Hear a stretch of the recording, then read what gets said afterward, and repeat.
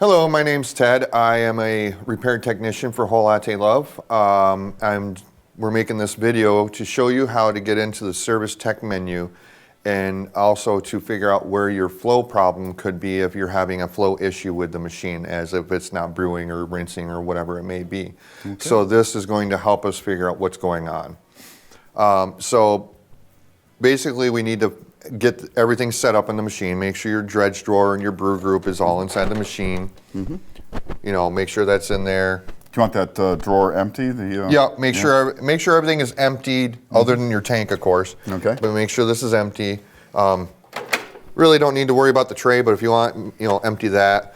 And then fill your water tank with water. It doesn't have to be completely full, at least halfway or a little bit more. Okay. Once you get all that ready to go, the machine is off, but it's plugged in, but it's switched off on the back. And we're going to get into like a service menu. Yes. As it were. Okay. What's going to happen is we're going to turn the switch on the back, and as you know, with the people that own these machines, you'll get an Academia screen that lights up before it goes into standby and everything. When that Academia screen comes up, there's a loading bar that comes across there, and during that loading bar is when you have a certain button configuration between these buttons that you can press to get into the service tech menu. Okay. Okay, and it's literally an X. It starts with clean, goes to espresso, and then cappuccino, and then the hot water steam button. Okay. So you're gonna hit this button, this button, this button, and this button. And you gotta do that while the loading bar is going. And you'll hear your buttons beep, and you'll see the loading bar go down every time you hit one of the buttons. Well, let's do it. If you happen not to hit the button configuration right, you can just turn the machine off on the back and then turn it back on and try it again. Okay. If you get it right, you'll have a screen that comes up with a bunch of weird stuff you've never seen before. Okay. Okay, so we're gonna hit the switch. It's the power switch on the back. You're gonna get the Academia screen, the loading bar. Clean espresso, cappuccino, steam hot water, and that's the screen you're gonna get. This is the software screen, basically. Okay. These screens are considered pages. This is considered page 1, the one that initially comes up on the screen. Yep. These 4 little buttons correspond with these 4 blocks. Okay. These 4 buttons and these 4 buttons correspond with the blocks on the outside. The blocks on the inside are just information, don't worry about them. Okay. What we need to do is get to the water circuit system in this tech menu, and that's on page 3. In order to get to page 3, you're going to see page 5 and 2 down below here. So we need to hit the button right below 2 to get to page 2. Now it's going to say 1 and 3. Now we need to hit the button right below 3 to get to page 3, which is the water circuit hydraulic system, or whatever you want to call it. And you'll see pump 1, pump 2, some of the valves, your flow meter, which is what we're going to look at as we're doing this water test also. It'll have numbers show up, and I'll explain that as we go. Okay. And then pump 1 and pump 2. This machine has two systems in it, water systems, a boiler and a pump for the brewing, a boiler and a pump for your hot water and your carafe functions. So we're going to check the brewing function first. All right. So right now we need to activate this EVAC coffee, which is this button corresponding with it, and it'll light up, and you'll hear a click. What that does is opens up what's called a blowdown valve assembly inside the machine. That's where it redirects water and pressure into the dredge drawer after you're done brewing. Okay. So basically we're checking to see at this point if we're getting water from the tank to your dredge drawer for the brewing system. Okay. In order to do that, we're going to hit pump 1. Pump 1 is your brewing system. This button will activate the pump. When I hit this button, this will light up and your pump will activate.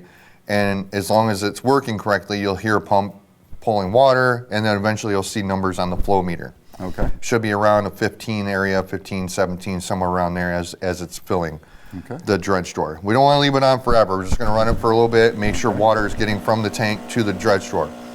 And you'll see the number show up underneath the flow meter.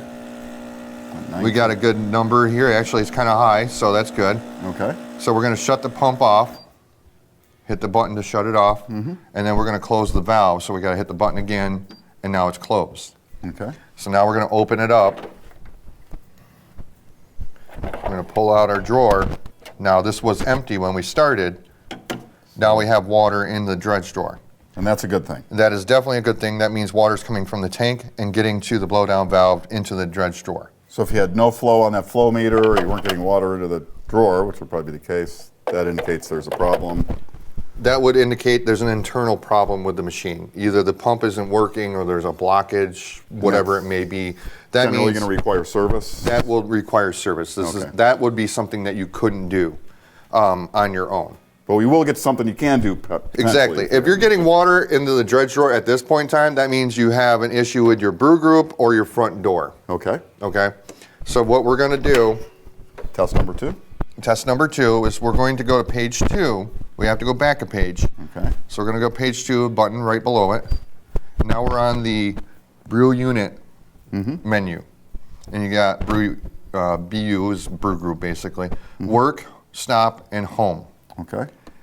Right now the machine is in home position. That's the final resting position of the brew group. After you get done using it, it's in where you can take it out basically. Sure. We need to get it to the work position, which is where it needs to move to get water to flow through and blah, blah, blah. So we're going to actually activate the button corresponding to brew group work. And when I hit this, you're going to hear the brew group move. You're going to see some numbers up here for the current, which is the motor. Not a big deal to keep track of that, but if it hits over 300, then I would start worrying, but it's never really an issue. Okay. So you can hear the brew group. And now it did the beeping and the block is lit up. That means indicates it right there. it's in work position. Okay. At this point, you won't be able to take the brew group out because it's in the work position. Okay. Now we need to go back to page 3, which is the water system again. So go right below the page 3 and hit the button. Now we're back on the water circuit. Now that we have the brew group in work position, we don't need to hit the valve or any of the valves and open and close them. We just need to leave it as is. We need to force water from the tank to the front of the machine. Okay. So we're going to get a container underneath your spout, and then I'm going to activate this pump 1. And then if there's no blockage, you'll get water out. If there is blockage, you won't. But we're going to hit the pump, and I'm going to show you what happens. So now we're getting water out of the front here, and depending on where the dial is how your flow meter will react. Least restricted, you're going to get around 15, 16, somewhere around there within that vicinity. If I go to the most restricted, it's going to drop down 6, 7, 8, somewhere around there. Those are good numbers for either end of the spectrum on this dial. Okay. So we know this machine's got good flow going through it. I'm going to hit the pump and stop it. Now I just need to put the brew group back in the work position. So we got to go back to page 2. Okay, and we're going to hit the button corresponding with brew group home. And you'll hear it, you'll see the motor current thing move, and then it beeps, and now we're in home position. It's back in its final resting position. With this machine, we know that the water is going through it, no problem. But if you're not getting water at this point out of the front of the machine, after checking for the dredge drawer first, that means your brew group, I would go with your brew group and clean it out. You're gonna wanna, we have videos and documents and whatnot that we can share with you or whatever. That'll tell you how to clean the brew group, and it's mainly this area here that needs cleaning. You got a screen down here that sometimes can get plugged up, or you got this valve on top that can get stuck sometimes, or get some kind of blockage in it. And the information that we have on cleaning these will help you clean these. It will point out that if you have to clean your brew group, make sure when you put your valve and stuff back together onto the brew group that it's pointing the right way. This has to point in a specific way. So it's fairly easy to maybe not get that quite right? Yes, I've had repairs come in where the customers actually didn't have it on the right way. And so they sent it in because it was leaking water everywhere on the inside of the machine. And that's because this was pointing towards the inside and not the outside, because it has to line up with this thing here on the back of the door, because that goes in it. And that's how it forces coffee through this thing here out to the front. Sure, okay. So if this isn't on the right way, you're going to get a big mess inside of here. Making a lot of coffee inside the machine. Yeah, and then you're going to have to scoop it out or something. So if that happens, just take it apart, turn it around, put it back on, and then check to see if we get flow out of it, just like we did a second ago. Now, and when you did that brew group home, you did say it's a little harder to get the brew group in and out Yes. than normal. Because in service tech menu or whatever, it actually goes back all the way or all the way forward. When the actual machine is functioning on its own, it hits that switch and it'll kick it back just a hair. So it's easy to pull out and put back in. But in tech service menu, it doesn't do that. So don't be alarmed if it's a little harder to get it out. You'll have to yank it out a little bit, and you'll have to shove it in a little bit harder than you normally do. Okay. If you're not getting anything after cleaning the brew group, the last thing would be that sometimes this flow selector valve can get a little plugged up. Specifically if customers leave this valve in a certain spot for a long period of time. They never touch it, they just leave it in one spot, which is, okay. But what can happen is that the small opening on the back side of this valve, where you turn this is how big the opening is. So if you have it on the most restricted, you're going to have more of a chance of plugging up that small hole with coffee residue. Because after time it builds up and it builds up and builds up. And eventually we'll plug it up. And one way to get so you don't have any water or don't any blockage in there in hopes that you can get that to free up is to put the brew group back into the work position. Okay. We're still on the brew group screen. Yep. So we're gonna put it back in the work position. It's there. We're gonna go back to the water circuit, and then we're gonna activate pump 1 again. Okay. And then water is going to try to come out the front, and this is where, after cleaning your brew group, you're gonna turn your dial back and forth.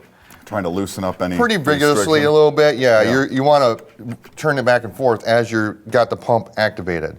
So the pump is activated, you're gonna go, and if it breaks it free, it's gonna do that spitting type noise, and eventually you're gonna get water out of your front. If that happens, you can turn your pump off. Now you've freed up whatever blockage might be inside of here. If that works, make sure at times when you're using the machine, I would do like a blank shot.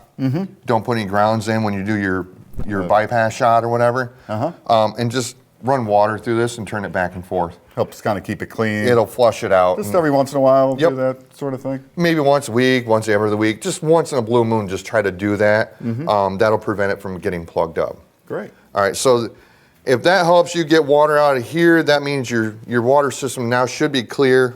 There's one other thing that we can check also real quick. We want to make sure water is going through the hot water arm. We're on the water screen still. We're going to activate this one called hot water, the valve over here, corresponding button. We're going to highlight it. Yep. We're going to hit pump 2, not 1, pump 2, because that's for the other water system. And we're going to activate it, and pump 2 is going to activate, and you're going to get water out of your arm, hopefully. If you're not, then that's an internal problem also. And that's you're going to need a repair. Yes. If you're not getting water out of your arm during this process, Yeah. you got something going on inside. Okay. There's no in-between that can be fixed on that, basically. Okay. So those are like the 3 tests. So first thing we hear, if you have that problem, machine's got to be repaired. Yep. If you got a brew group issue, you may be able to clean that or clean out the flow dial there. Yep. And solve the issue. So that's something you could do without sending in for a repair. And so, but on that 3rd test there, if you're not getting water out of there, that's going to be a send in for repair usually. Yeah, if you're not getting anything out the arm, that's some other internal stuff. If you're not getting anything from the tank to the dredge door, that's internal stuff. And now, how do we get back out of this menu? All right, so now we can just hit the escape, which is right below the screen here. So we're going to hit that. And that'll take us right out of this. It doesn't matter, you don't have to reset anything or anything like that. It does it on its own. And you'll see the machine will actually go and do its own thing. It actually sometimes will rinse depending on what it needs to do at this point, or it'll heat up and just actually get ready to go. And as long as you got water flow and everything, then you're good to go. If you didn't, then you're going to want to contact tech support or whatever. Let them know your findings after watching this video, especially if you didn't get anything from here to your dredge drawer. Like I said, that is going to be mainly a repair. But you can get away with doing stuff from the brew group to the front of the door to help get water flow again. Then you also you want to be careful when you're in that service menu, right? And, yes. And just stick with those things. Just stick with the things that I was pointing out. You don't try to touch any of the other buttons. I don't think you really can mess up anything, but why take the chance? So. Yeah. Okay. All right, Ted, thanks a lot. Yep. And hopefully we helped solve the problem here Yeah. or gave you some information that our tech support people can use to help you out and get your machine working again. All right, Ted, thank you. All right. Want to learn more? Subscribe now so you'll know about the latest videos on everything coffee from Whole Latte Love.